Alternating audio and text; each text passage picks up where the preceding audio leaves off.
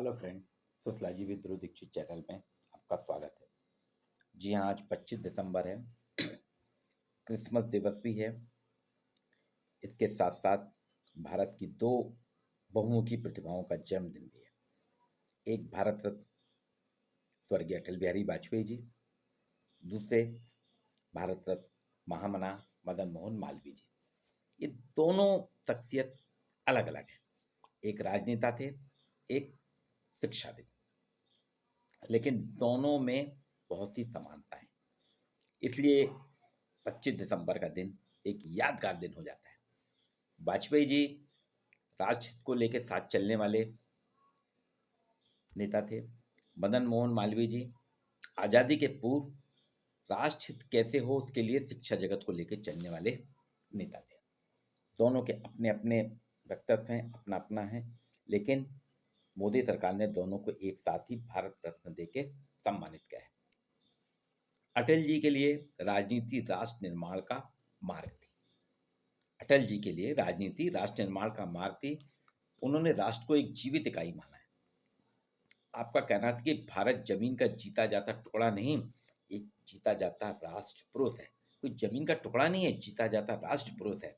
हिमालय इसका मस्तक है, गौरी शंकर शिखा है, कश्मीर इसका मुकुट है, पंजाब और बंगाल दो विशाल कंधे हैं, विंध्याचल कटी है, नर्मदा करधनी है, नर्मदा नदी जो मध्य प्रदेश में है वो करधनी है इसकी, पूर्व और पश्चिम घाट दो विशाल जंगाएं हैं, कन्याकुमारी इसके चरण है, सागर इसके पग पखारता है, पावस के काले काले मेघ इसके कुंतल केश हैं, चांद और सूरज इसकी आरती उतारते हैं। ये वंदन की भूमि है, अभिनंदन की भूमि है, ये तर्पण की भूमि है, अर्पण की भूमि है। इसके कंकड़ कंकड़ में शंकर, इसका बिंदु बिंदु गंगा जल है। इसके लिए जिएंगे, इसके लिए मरेंगे, और मरेंगे तो सिर्फ हम इसके लिए। ये अटल जी का उद्घोष था, अटल जी की थी, और इसी के लिए उन्होंने अपना पूरा जीवन जिया। और इसीलिए आप देखते हैं 2014 से देश में सुशासन दिवस के रूप में उनका जन्मदिन मनाया जाता है। अब आते हैं हम महामना मदन मोहन मालवीय जी। जी हाँ, महामना, महात्मा गांधी ने ही इसको कहा था महामना की उपाधि। महामना यानी एक महान मानव, छोटा मोटा मानव नहीं, महान मानव।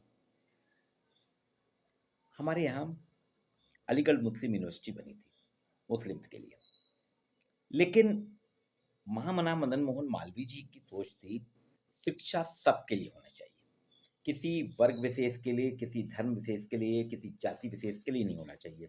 और इसीलिए उन्होंने, देखिए नाम भी रखा है बीएचयू, बनारस हिंदू विश्वविद्यालय। इसमें बहुत विवाद हुआ कि इसमें हिंदू शब्द अलग कर दीजिए। उन्होंने कहा नहीं, भारत हिंदुओं की धर्मभूमि है, हिंदुओं की कर्मस्थली है, इसलिए इसका नाम बनारस हिंदू विश्वविद्यालय रहेगा, और इसमें पढ़ने वाले सभी वर्ग के रहेंगे, और इसको हम एक ब्रांड बनाएंगे।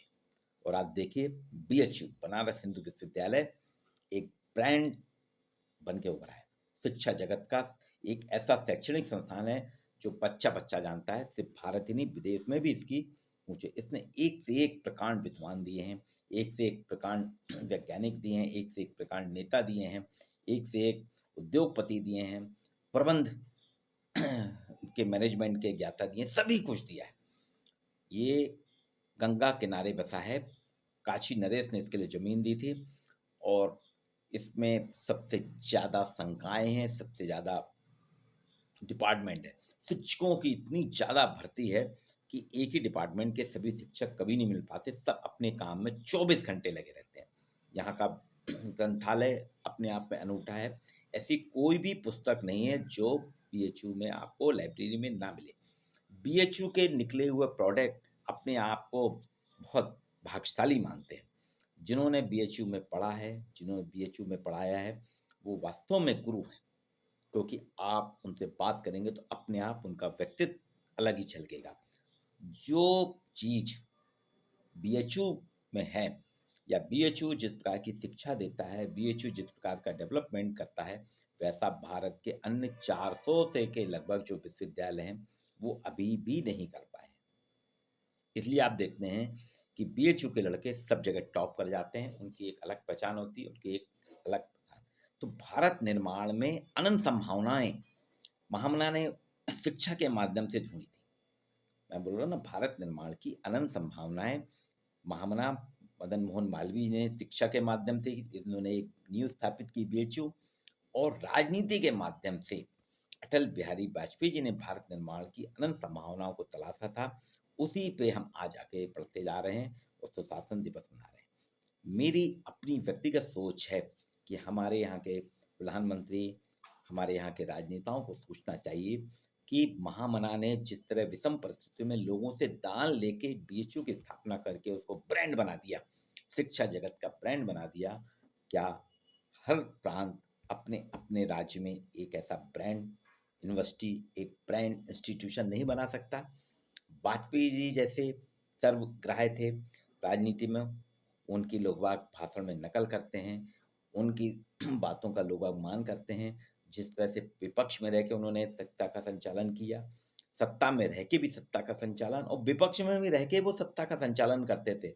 सत्ता नहीं, चाहे इंदिरा गांधी हो, चाहे जवाहरलाल नेहरू हो, चाहे बीपी सिंह हो, सब उनसे सलाह लिया करते थे।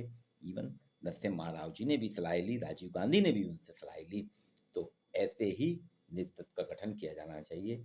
आइए हम दोनों विभूतियों का नमन करें और उनके जैसा बनने का प्रयास करें। वीडियो कैसा लगा इसे लाइक कीजिए, शेयर कीजिए।